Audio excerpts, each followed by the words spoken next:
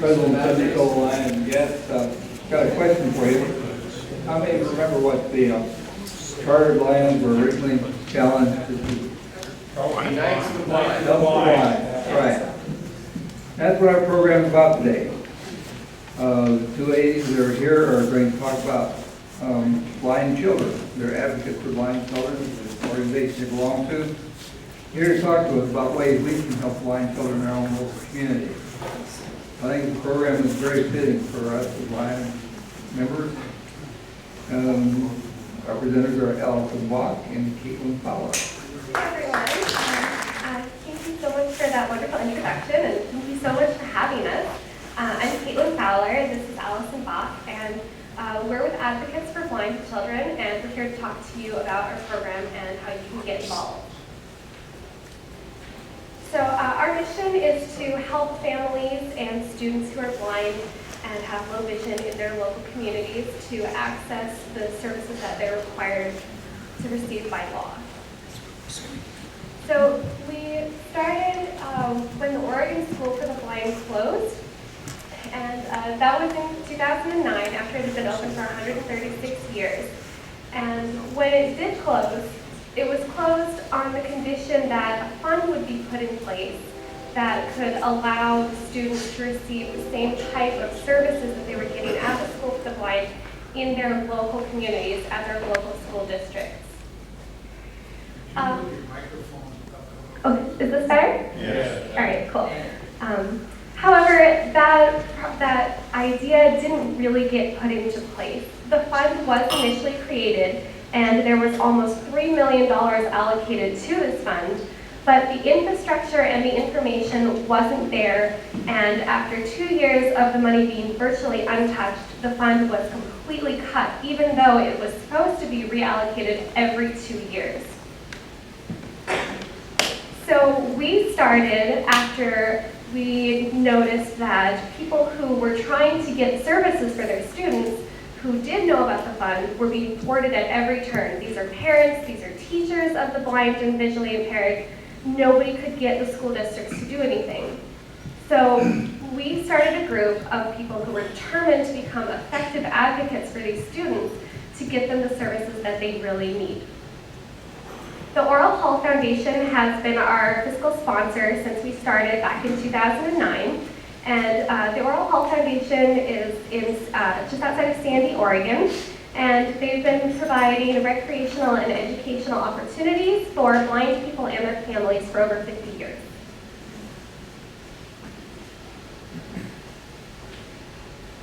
Okay, so one of the main reasons that blind children and their families need advocacy services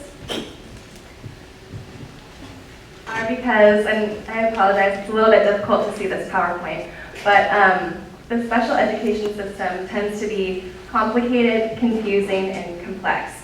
So how it generally works is a student who can benefit from enhanced services is identified, and then a meeting is put together for that student, a goal planning meeting, and it's called an IEP meeting, which stands for Individualized Education Plan. And usually in these meetings, there's a team of 6 to 8 professionals, and also usually one very overwhelmed mom, or sometimes dad. The main problem with these IEP meetings is that the goals for the student are often pre-written, predetermined. The budget for how they're going to implement these services is already determined before there's any input from the mother. So parents of these children need support during their meetings. And that is where the Lions Club can help. So we encourage you, as we were talking about before, we encourage you to remember Helen Keller's inspirational quote from the 1925 Lions International Convention, when she said, "I appeal to you, Lions, you who have your sight, your hearing, you who are strong and brave and kind. Will you not constitute yourselves knights of the blind?" And so obviously, as you know, you have 4 main areas of service, which are serving the youth, serving the blind, fighting hunger, and protecting the environment. So our plan incorporates 2 of these missions, which is serving the youth and serving the blind.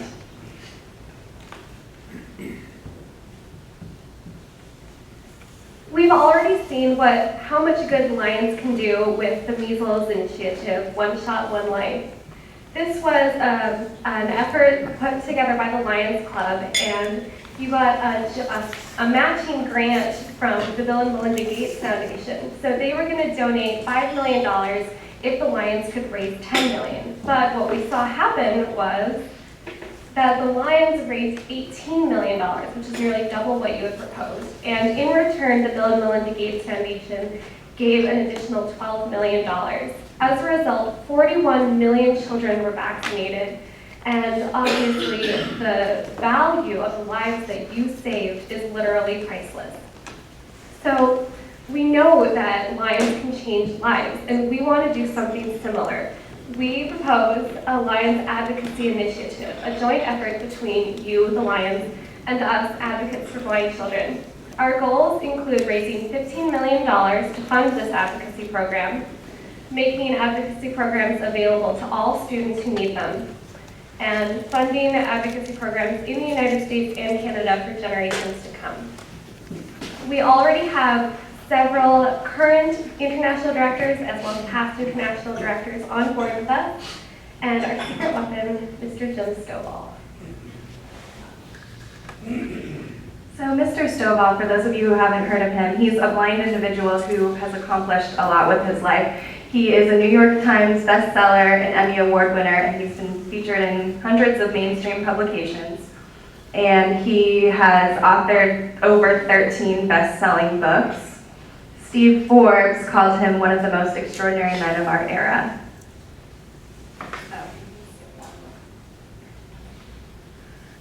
We have a video of Jim speaking, but we're just going to skip it because I don't think everyone will be able to hear it. So Mr. Stovall is the author of the book entitled The Ultimate Gift, which was made into a motion picture by 20th Century Fox. And when the film was released, it was used as a tool for fundraising opportunities, mainly through special screenings. And the results were that $27 million were raised for local charities.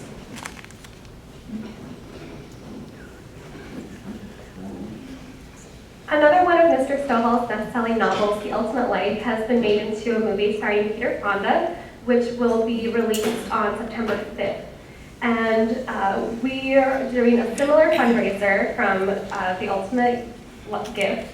And so we want you to be a part of this fundraiser. We want to be selling tickets to an early showing of the movie, like before it's released to the general populace. And our goal for this movie launch event is to raise $10 million and receive a $5 million matching grant. And this will, of course, help us to create more awareness and funding for these advocacy programs. So we need you, both as fundraisers and as advocates, and we would like to eventually have district, zone, and local club advocates.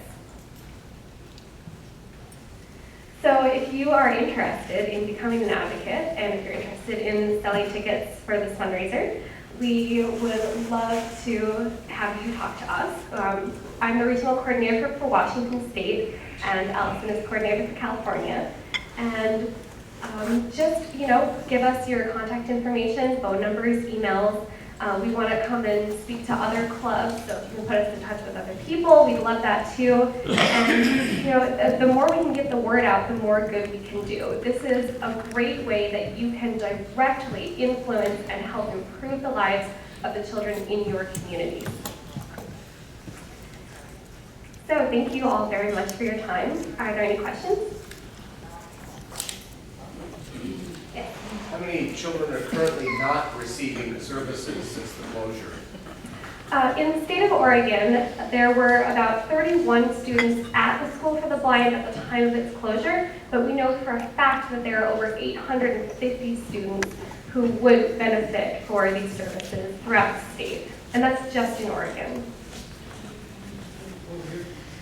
Yes? What is the situation in Washington State?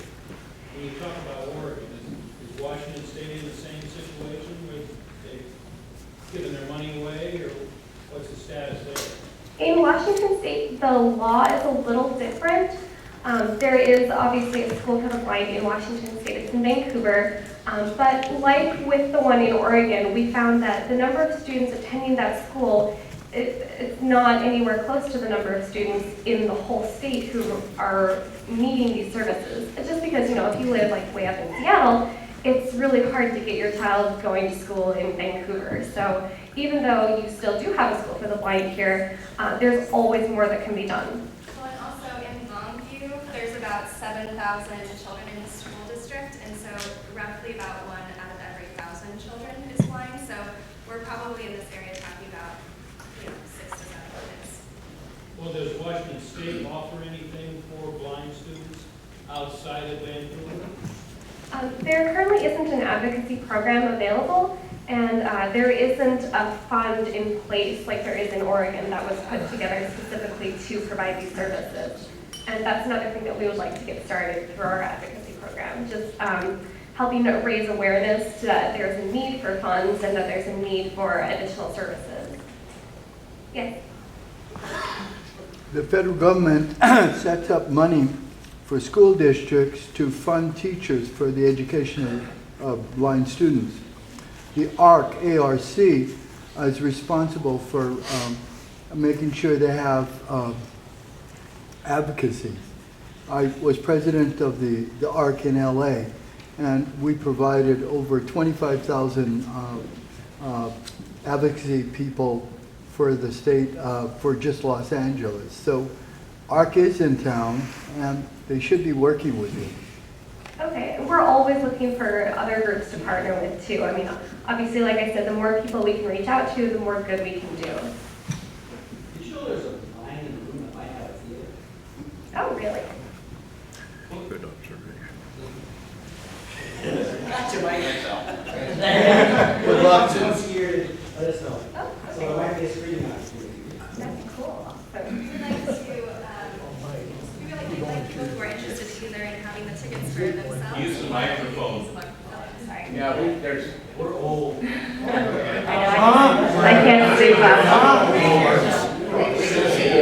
Yeah. So we're interested in, if you didn't want the tickets for yourself, we would encourage you to reach out to maybe families in your community who have blind children, or just any families that you're connected with, and you can then give the tickets to them. It's just kind of an opportunity for more awareness to be spread, to get you guys talking about it with families who would need these services.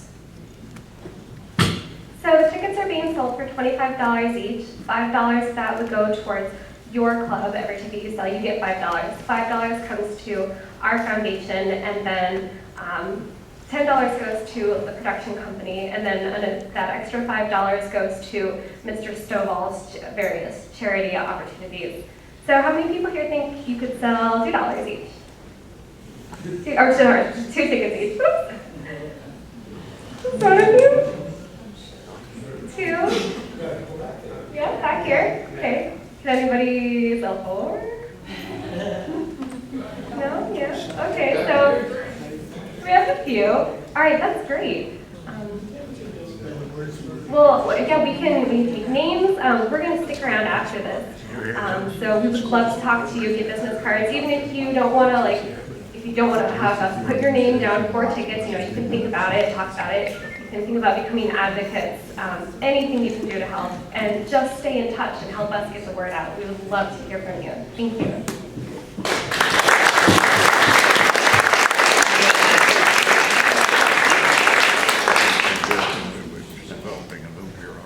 Thank you. And for Alison and Caitlyn, on behalf of the Longview Pioneer Lions, I'd like to give you these bags.